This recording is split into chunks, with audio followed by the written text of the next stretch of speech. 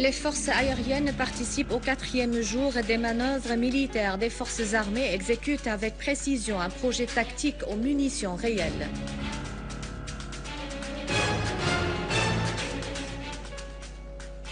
Lavrov appelle toutes les parties en Syrie à amorcer un dialogue qui permettrait aux Syriens de décider eux-mêmes de leur sort.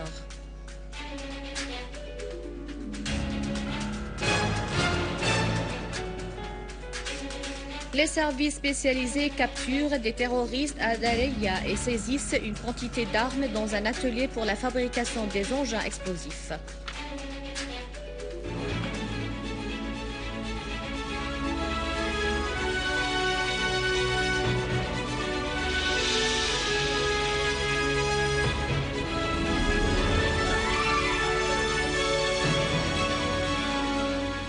Après les titres, tout de suite les détails. Bonsoir. Pour le 4e jour consécutif se poursuit la réalisation d'un projet tactique d'opération aux munitions réelles. Le projet est exécuté par des formations des forces de l'air avec la participation de chasseurs, bombardiers, d'hélicoptères et de parachutistes des forces spéciales.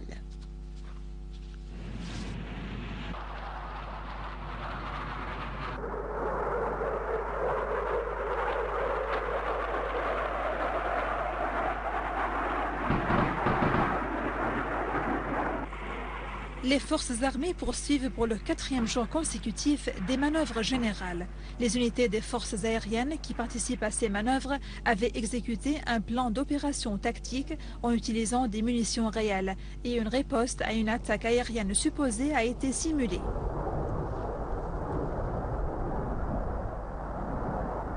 Le plan comprenait également l'exécution d'un débarquement aérien derrière les lignes supposées de l'ennemi. Nos forces armées ont accompli leur mission dans ces manœuvres en occupant la région déterminée au moment propice et avec une grande précision.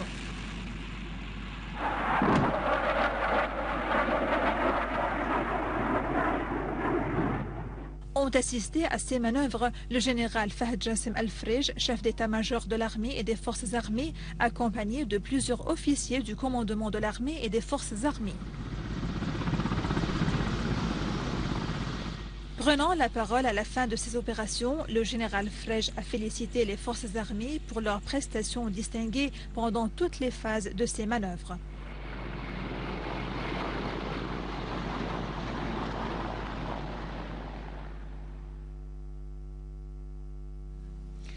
Le ministre russe des Affaires étrangères, Sergei Lavrov, a appelé le gouvernement syrien et toutes les parties de l'opposition à s'engager à un dialogue qui permet aux Syriens de résoudre eux-mêmes la crise. Lavrov a déclaré au cours d'une réunion avec l'opposition d'Istanbul en Russie que le soutien de son pays au plan de l'émissaire de l'ONU en Syrie, Kofi Annan, prouve clairement son engagement à l'arrêt immédiat de la violence de toutes sortes et par toutes les parties.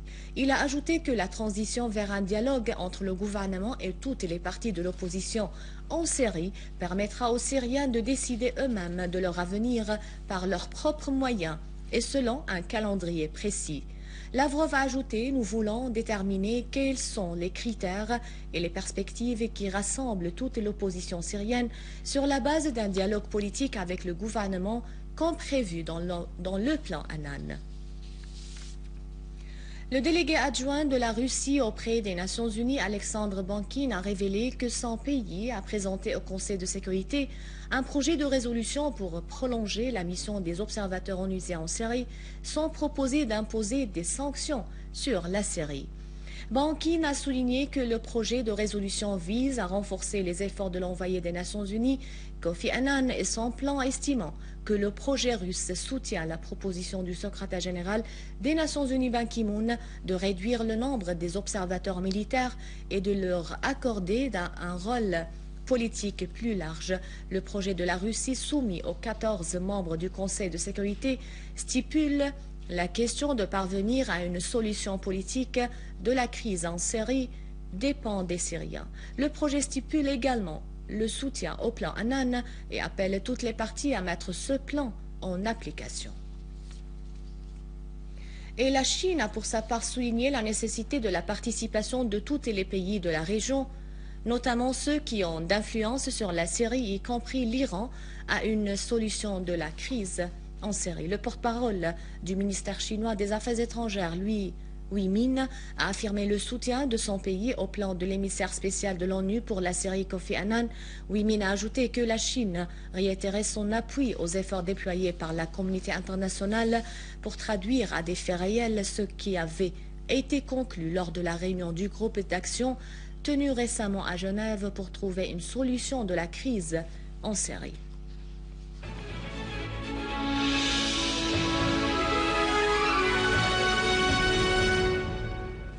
Le général Jean Kahouaji, commandant général de l'armée libanaise, a précisé que l'armée libanaise s'est déployée tout au long des frontières avec la Syrie.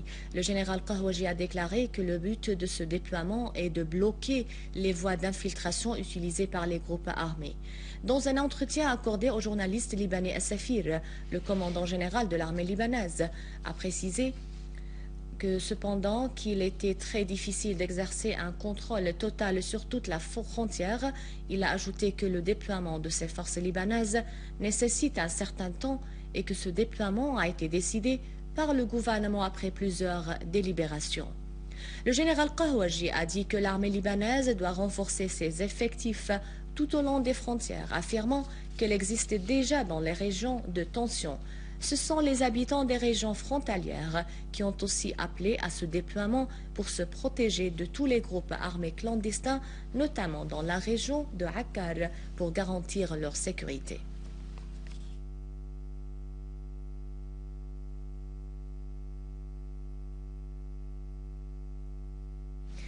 D'après les informations fournies par des habitants à Dereya, les forces de l'ordre ont mené une opération contre une cache de terroristes dans la région agricole près de cette ville. Un accrochage s'est déroulé entre les forces de l'ordre et les terroristes, ce qui a mené à la mort du terroriste Mohamed El-Azem et l'arrestation d'un nombre d'éléments qui se sont rendus avec leurs armes. Dans la cache, les forces de l'ordre ont découvert une fabrique artisanale de bombes et de charges explosives, une grande quantité de munitions ainsi que des uniformes de l'armée syrienne. Une voiture de taxi type Saba a été retrouvée en train d'être piégée pour exécuter une opération suicide et demain plusieurs autres voitures volées ont été récupérées.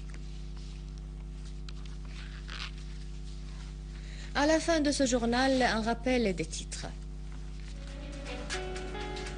Les forces aériennes